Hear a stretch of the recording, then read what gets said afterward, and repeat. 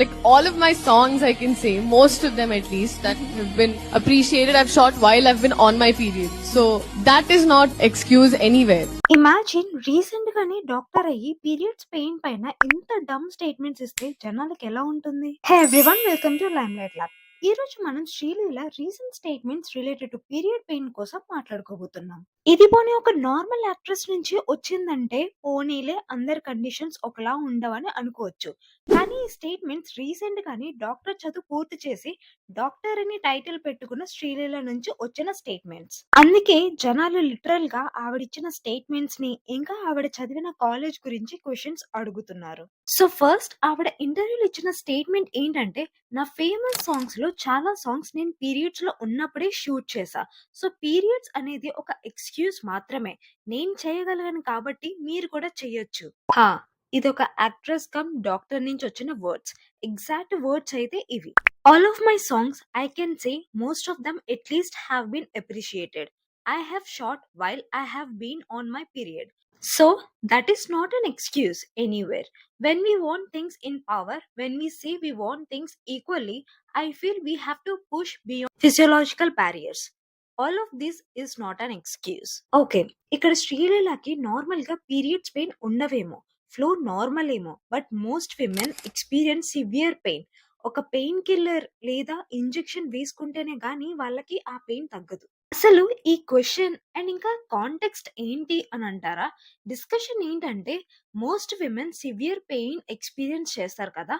So ఆ టైంలో corporate లో వర్క్ ఫ్రమ్ హోమ్ లేదా పీరియడ్ సిక్ లీవ్ ఇస్తే బాగుంటుంది కదా అని అడిగారు. ఎందుకంటే ఆ టైంలో తప్పనిసరిగా ట్రావెల్ చేసి ఆఫీస్ కి వెళ్ళి వర్క్ చేయడం కొంచెం ఇబ్బంది కదా. సో ఈ సిచ్యువేషన్ ని ఈజీగా చేయడానికి లీవ్ పాలసీస్ లో ఏమైనా చేంజెస్ చేస్తే బాగుంటుందని డిబేట్ వచ్చింది. అలానే ఒకవేళ పాలసీస్ కనుక చేంజ్ చేస్తే మోస్ట్ కంపెనీస్ ఫీమేల్స్ ని హైర్ చేసుకోరు, మేల్స్ కి మాత్రమే ప్రిఫరెన్స్ ఇస్తారు అని పాయింట్స్ కూడా రేస్ చేయగా, మీ ఒపీనియన్ చెప్పండి అంటే శ్రీలీల ఈ పాయింట్స్ ని డిస్మిస్ చేస్తూ పీరియడ్స్ పెయిన్ అంత సివియర్ ఏం కాదు, ఇది మీరు మీ ఎక్స్క్యూజ్ ఇస్తున్నారు అంతే అని ఒక డాక్టర్ అయ్యుండి ఇలా అనడం కొంచెం డమ్ అనే అనిపించింది.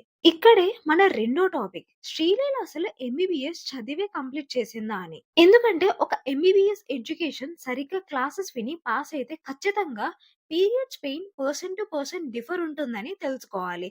కానీ ఇక్కడ 2019 నుంచి మూవీస్ చేయడం స్టార్ట్ చేసిన శ్రీలీల ఎంబీబీఎస్ డిగ్రీ చేయాలి అంటే 5.5 ఇయర్స్ అవుతుంది. 4.5 ఇయర్స్ ఏమో అకాడమిక్ స్టడీస్ కి అండ్ ఇంకా 1 ఇయర్ కంపల్సరీ ఇంటర్న్షిప్ అయితే చేయాలి.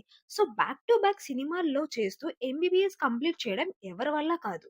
ఎంబీబీఎస్ అనేది ఫార్మాలిటీగా చేసే కోర్స్ అయితే కాదు, పీపుల్ ని సేవ్ చేసే course. So normal merit students MBBS complete చేయడానికి కష్టపడతారు. కానీ శ్రీలీల ప్రౌడ్ గా నేను సినిమాలతో పాటు ఎంబీబీఎస్ కూడా కంప్లీట్ చేశా అని చూపించుకుంటున్నారు. ఇక్కడ శ్రీలీల చదివిన కాలేజ్ అయితే doctor D Y Patil medical college.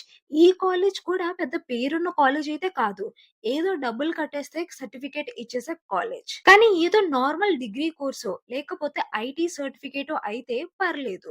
కానీ శ్రీలీల ఆల్రెడీ యాక్ట్రెస్ గా కెరియర్ ని బిల్డ్ చేసింది కాబట్టి వేరే జాబ్స్ లో ఆవిడ ఇన్ కేస్ సరదాగా అప్లై చేసినా ఎవరికి ఎలాంటి మేజర్ కాస్ అయితే ఉండదు. But MBBS is different. పొరపాటు చేసే ఆప్షనే లేదు, ఒక లైఫ్ మీ మీద డిపెండ్ అయి ఉంటుంది.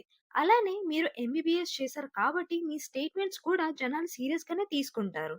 సో అట్లీస్ట్ స్టేట్మెంట్స్ పాస్ చేసే ముందు ఫ్యాక్ట్స్ చెక్ చేసుకుంటే చాలా మంచిది. ఇప్పటి వరకు శ్రీలీలకి ఎంబీబీఎస్ డిగ్రీ అసలు ఎలా వచ్చింది, ఎప్పుడు చదివారు, 1 ఇయర్ ఇంటర్న్షిప్ ఎప్పుడు కంప్లీట్ చేశారు, సినిమాల్లో బిజీగా ఉంటూ ఇవన్నీ ఎలా సాధ్యమని ఫ్యాన్స్ క్వశ్చన్స్ అడగ్గా శ్రీలీల అయితే తన తరపు నుంచి జస్టిఫై చేసుకునే ఒక్క ఆన్సర్ కూడా ఇవ్వలేదు.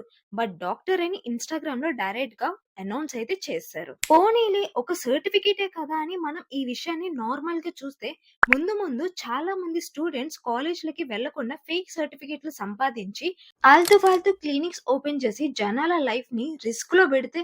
సో ఎడ్యుకేషన్ ని మనం ఎంత సీక్రెట్ గా చూసుకుంటే అంత మంచిది.